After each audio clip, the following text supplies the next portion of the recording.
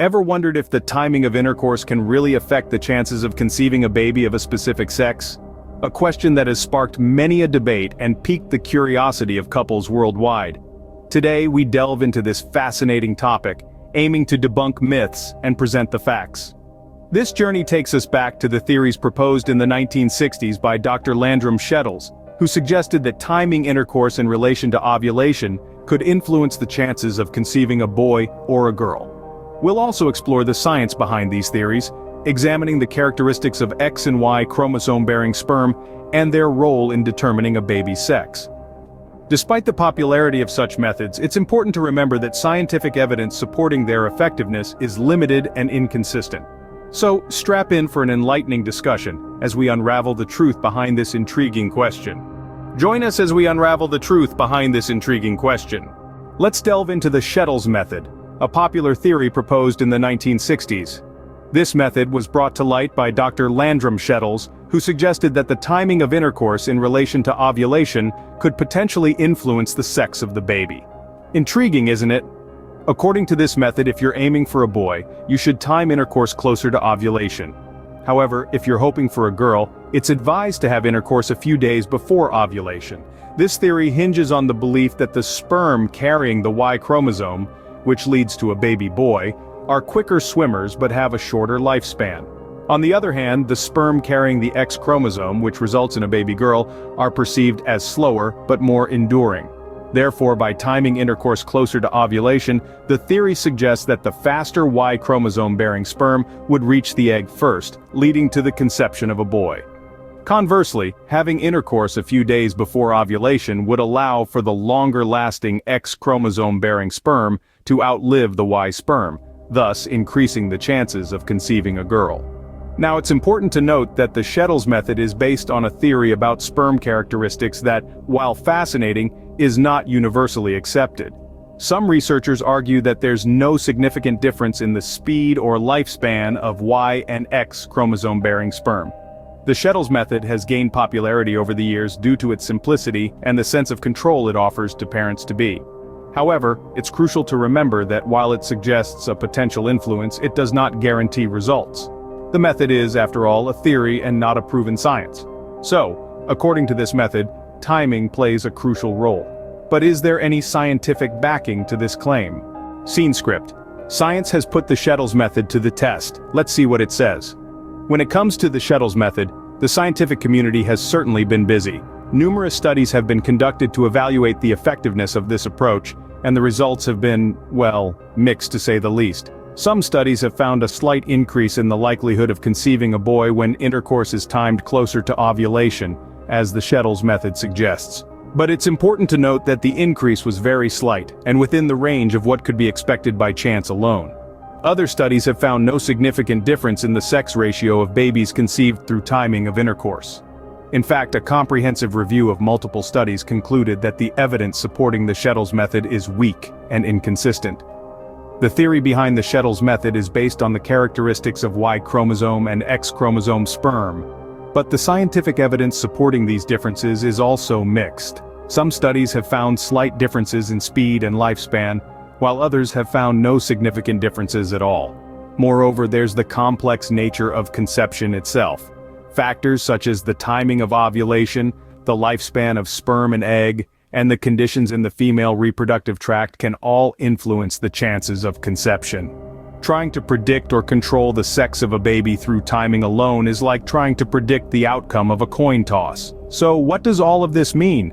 Well, while the Shettles method may offer a glimmer of hope for those hoping to influence the sex of their baby, the scientific evidence supporting its effectiveness is limited and inconsistent. It's a method that's based more on chance than on reliable science. This leaves us wondering, are there other factors at play? It seems timing isn't the only contender in the ring. Let's explore other factors that could influence the sex of a baby. Beyond timing, there are several other elements that could potentially sway the scales in favor of a boy or a girl. These include genetic factors and environmental influences, though like timing, the science here is not entirely definitive. Genetic factors, for instance, can play a role. Some research has suggested that men with a surplus of brothers are more likely to have sons, while those with a surplus of sisters are more likely to have daughters. This is known as the family balance theory. However, this theory is not universally accepted, with some researchers arguing that the data supporting it is too inconsistent to draw any solid conclusions. Environmental influences can also come into play. Certain studies have indicated that stress, diet, and even the mother's living conditions during pregnancy can impact the baby's sex. For example, some research suggests that mothers who consume more calories and a wider variety of nutrients are more likely to have boys. Similarly, high levels of stress have been linked to a higher probability of giving birth to a girl. Again, these theories are not universally accepted and require further study. Even the age of the parents could potentially influence the sex of the baby. Some studies suggest that older parents are slightly more likely to have girls, though the reasons for this are not entirely clear. This is yet another area where more research is needed. Finally, let's not forget the role of sheer chance. The sex of a baby is determined by whether an X or a Y chromosome-carrying sperm fertilizes the egg. Despite all the theories and potential influencing factors, at the end of the day, it's essentially a coin toss. So it seems the matter is more complex than just timing. After all, when it comes to determining the sex of a baby, many factors are at play, and many of them are simply beyond our control. So, what's the final verdict on timing and baby sex? We've explored various theories and methods like the Shettles Method, which proposes that timing intercourse in relation to ovulation could potentially sway the odds of conceiving a baby of a specific sex. The rationale behind this method is based on the characteristics of the Y and X chromosome-carrying sperm. The Y chromosome-bearing sperm, responsible for male development, are thought to be faster but have a shorter lifespan than their X chromosome-bearing counterparts, which are responsible for female development. However, it's crucial to keep in mind that these theories and methods are not foolproof.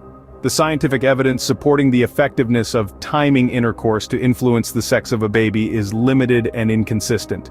There are many variables at play, including factors that can affect the timing of ovulation and the survival of sperm in the reproductive tract. These variables make it quite challenging to predict or control the sex of a baby based on timing alone. While it might be tempting to try these methods in the hope of conceiving a baby of a specific sex, it's essential to approach them with a healthy dose of skepticism. The chances of conceiving a boy or a girl remain approximately equal, regardless of when intercourse occurs in relation to ovulation. Relying solely on timing could potentially lead to disappointment or unrealistic expectations. If you're considering family planning and have questions about influencing the sex of your baby, it's always a good idea to consult with a healthcare professional.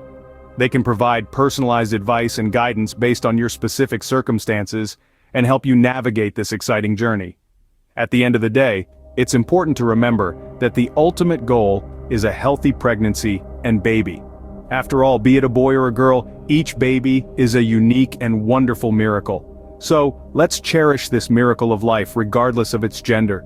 Remember, every baby, be it a boy or a girl, is a unique and wonderful miracle. To conclude our discussion today, it's clear that the science behind the timing of intercourse and its impact on conceiving a baby of a specific sex is still up for debate. While theories such as the Shettles Method suggest that timing can play a role, it's important to remember that these theories do not have consistent scientific backing. The characteristics of sperm, whether they carry the Y or X chromosome, do indeed differ.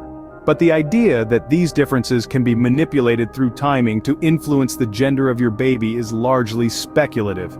It's a fascinating concept, but one that is yet to be proven beyond doubt. Instead of relying solely on timing, it's wise to approach family planning with a wider perspective.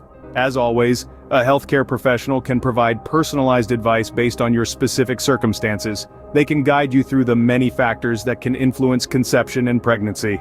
Thank you for joining us today. Stay curious and keep asking questions.